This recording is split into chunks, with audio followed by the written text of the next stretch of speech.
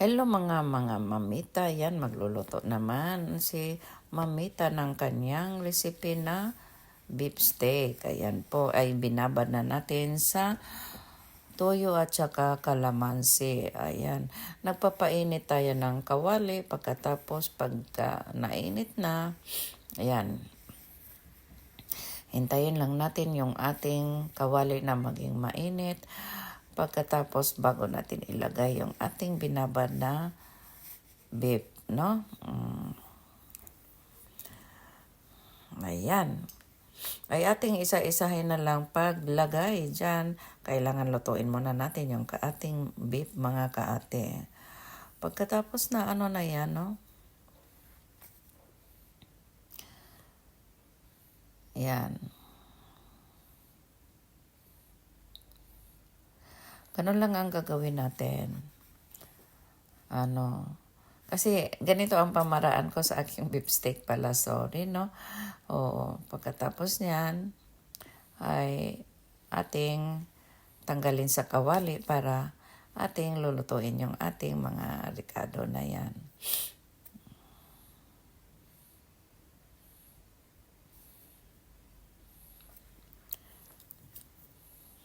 To gustong-gusto tong yung yung panglasang Pinoy. Gustong-gusto sa aking mga anak yung panglasa natin sa Pinoy, no? Tapos yung binabara nating toyo sa beef natin, yung kalamansi at saka may paminta na yon.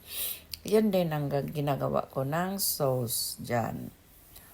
Tapos nagdagdag tayo ng shokusho. Hindi ako gumagamit ng Ajinomoto. Instead na Ajinomoto, contain sugar lang ang nilalagay ko.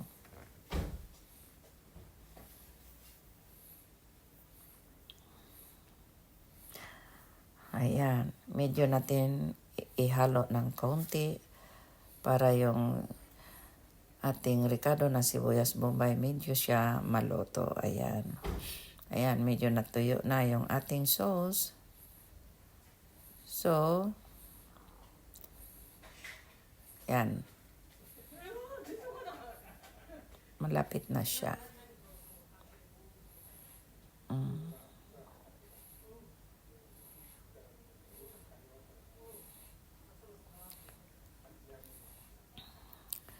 Ayan po, pwede na yan natin hanguin. Ayan.